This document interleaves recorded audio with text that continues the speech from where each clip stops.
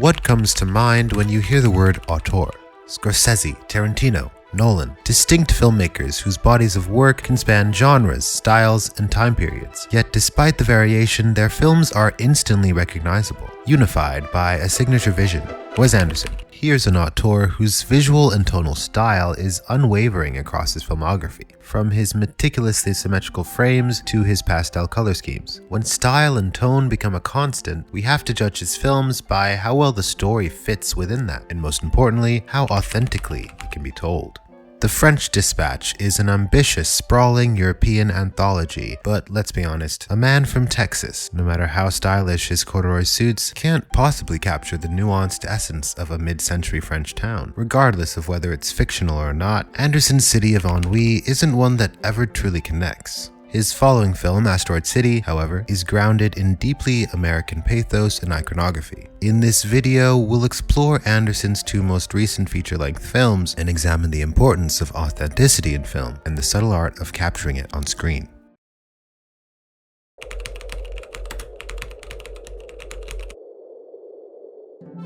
The French Dispatch is framed as the final issue of a fictional magazine inspired by The New Yorker, following the death of its editor. The film is split into three main stories, each representing a different article. Told through nested narratives, shifting aspect ratios, and meticulous set design, it's a film structured like a publication, each segment a self-contained piece, lovingly crafted by eccentric journalists. Sounds great on paper, right? Well, that's exactly the problem.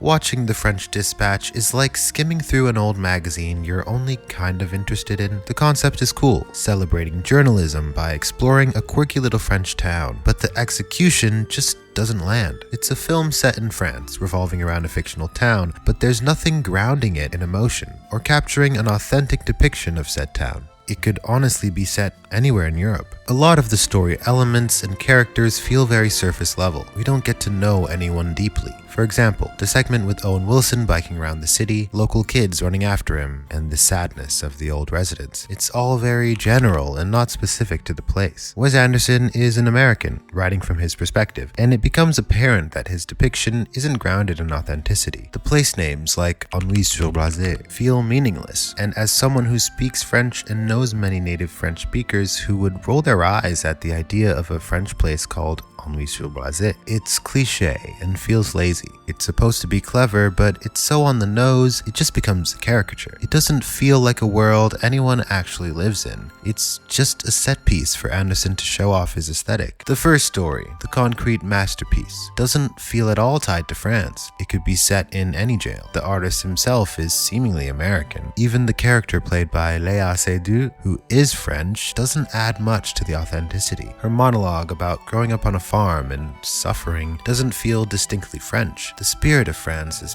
passion, enlightenment, defiance. Not to paint the entire country as a monolith, but the monologue itself is framed as a representation of ennui, and by comparison, France as a whole. The next segment, Revisions to a Manifesto, with Frances McDormand and Timothée Chalamet, touches on youth revolt, which does have a place in French history and culture, but it still feels shallow. Visually, the film is stunning, as always with Wes Anderson. The craftsmanship and writing are excellent, but that's also part of the problem. You're so aware of the writing. It feels like you can hear him typing it out on a vintage typewriter. The film feels like a script being read, not an immersive story. And then there's the French and English flip-flopping. It feels like Anderson couldn't commit to one perspective. Is this an American telling a French story? Is it supposed to feel authentically French? It's like he knew he couldn't really pull off portraying French culture, and that insecurity shows up in this half-in, half-out approach. Wes Anderson's dialogue has never been particularly human or natural. That's part of his style. The stiff, wooden, styrofoam-like characters, but in his other films, there's a human element grounding the story, whether it's family dynamics in The Royal Tenenbaums, love and reverence in The Grand Budapest Hotel, or young love in Moonrise Kingdom. Those elements give the audience something to connect to, even if the characters themselves are detached. In this film, there's no emotional through line. Some scenes hint at humanity, but it comes more from the performances than the writing. When the actors are allowed to bring more depth to their roles, it briefly shines through, but mostly they're stuck in these rigid, doll-like performances, and it makes the whole thing feel more like a museum exhibit than a story about real people. The dialogue is also a part of the problem. So many lines just announce what the characters are feeling or doing. I am sad. I am naked. There's no depth or nuance. It's just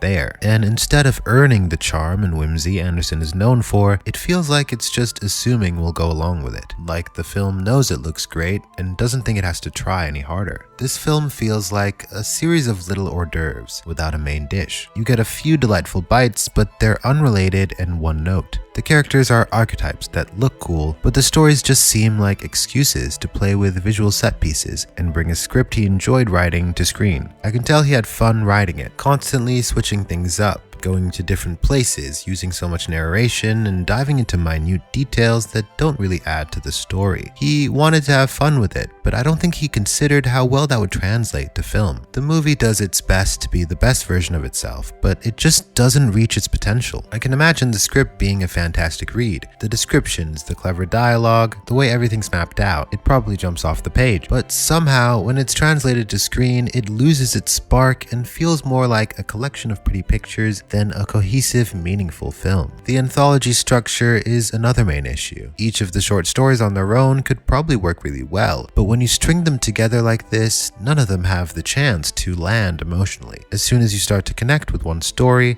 it's over, and the next one starts. The anthology structure doesn't help the storytelling. It tries to piece the stories together through this editorial framework, but the through line is flimsy. Bill Murray's character has brief chats with the writers, but there's no depth or dynamic to their relationships. There's no love or care between them. Because of this structure, the individual stories feel cut short, and the transitions don't enhance the characters or their connections. Ultimately, it's style over substance. Cute, aesthetically pleasing, but not emotionally engaging. This is Wes Anderson's style at its most extreme, and frankly, at its worst. Everything looks perfect, from the colors to the symmetry to the costumes, but it's so perfect that it starts to feel suffocating. There's no room for anything human to break through. The actors are clearly trying to make their characters feel alive, but the writing doesn't give them much flexibility. Anderson's style requires you to be able to transport yourself to his world, but without something to connect our world to his, it simply becomes style over substance. At this point in his filmography, Anderson's style has been so consistent that I wondered if he would challenge himself as a filmmaker to do something different, or have his work stand out from his previous projects. With this film, I realized that he's committed to Wes Andersoning at the highest level. That's not a problem if the stories warrant and support it. But this time, it's all Wes Anderson's style, with no heart to back it up.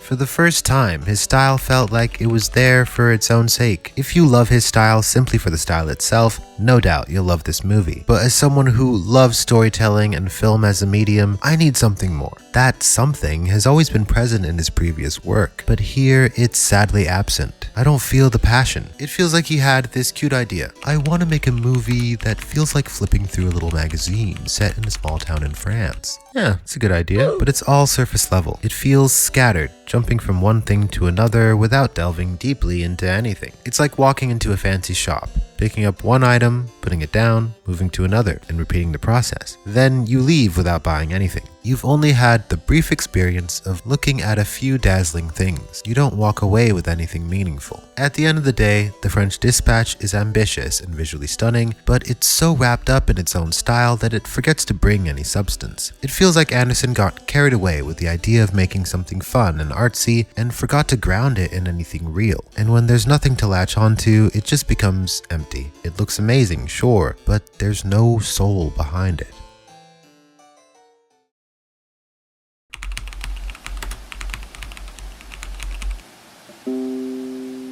Asteroid City is not too dissimilar to The French Dispatch. It has Anderson's signature style, it's similarly marionette-like, and has a playhouse quality to it. However, it doesn't fall into the same traps because the story is grounded with a lot more emotional depth. Mainly, we have Augie Steenbeck, the main character, grieving the loss of his wife. But on top of that, the grief is compounded with his father-in-law's grief, his daughters, and his sons, who are all different ages. This loss is being explored in 4 different ways. What works about it is that grief is a hugely emotional subject, but the whole point of Augie's character is that he's not letting himself process it. None of them really are. That contrast with Anderson's dry and wooden characters is what makes it interesting. There's pain and emotion, but it's not portrayed in the stereotypical way of tears and sadness. Instead, it creates this contrast and balance of levity. In The French Dispatch, its framing device made the film feel disjointed. With Asteroid City, on a first viewing, it can be jarring, but on a second viewing, it made a lot more sense and really adds to the film. Anderson loves stories within stories and blending mediums. The French Dispatch turned a magazine into a movie, while Asteroid City turns a play into a movie about a play. Examining the scenes outside of the fictional story, let's call them the real scenes, makes it clear they're a meditation on storytelling, the creative process, and being an artist. The film asks existential questions about why we create. The actor playing Augie doesn't understand the play, but is told to just tell the story. It mirrors Anderson questioning why he tells these stories and whether understanding a story's meaning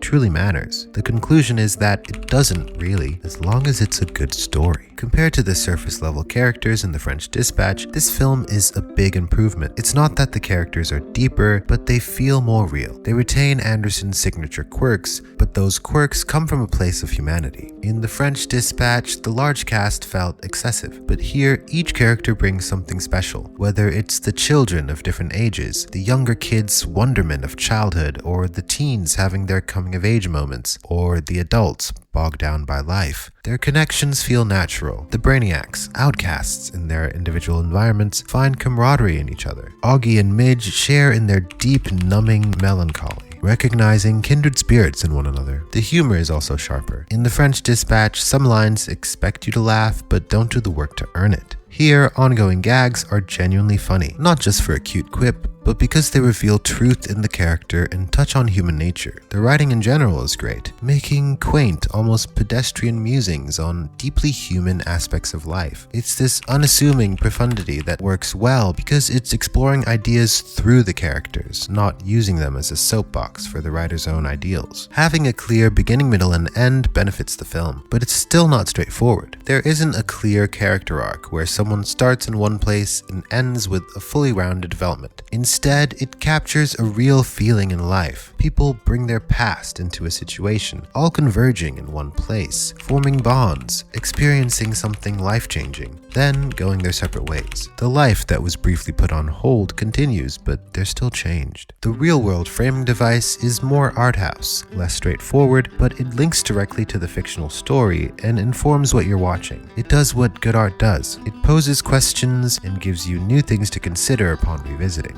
Visually, this film leans into 1950s America, an era synonymous with Americana. Diners, shakes, gas stations, motels, the desert. Anderson, as an American filmmaker, instinctively taps into that mythology. It feels natural rather than cliché, unlike the French Dispatch stylization of France, which felt more like an imitation. The aesthetic in Asteroid City is an authentic part of his creative language, making it much more effective. The style is used more as a tool to tell the story. There are still moments where it feels somewhat forced in terms of the signature Wes Anderson aesthetic, but overall it remains earnest. Although the performances retain their distinct Anderson style, I think he allowed the actors, particularly Jason Schwartzman and Scarlett Johansson, to imbue their characters with a greater sense of humanity. Their performances in particular are excellent, while still maintaining that somewhat wooden quality. A significant strength of the film is the depth conveyed by what is left unsaid. This is a challenging feat to accomplish, but the film succeeds in allowing the audience to perceive the character's emotion through subtle gestures and restrained expressions.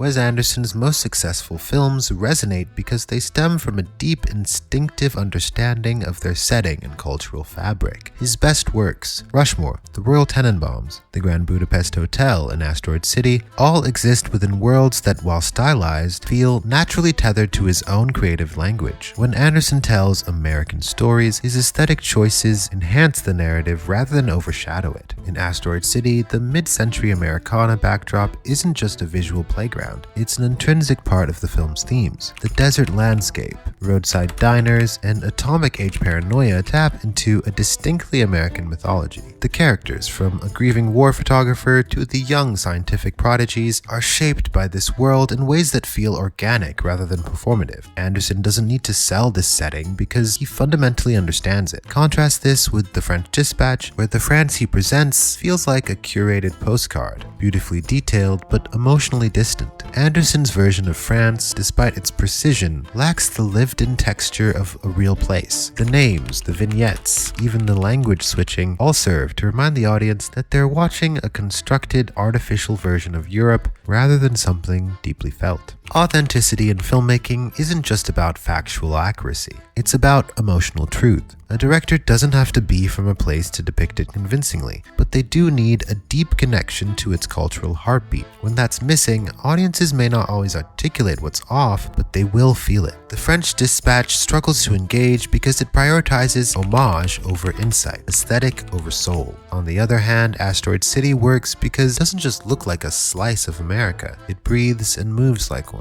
Authenticity is often subtle, but it's the difference between a film that lingers with its audience and one that feels like an ornate display case. When filmmakers tell stories that come from a place of genuine understanding, their work resonates on a subconscious level. Anderson's best films prove that style flourishes when it's rooted in something real.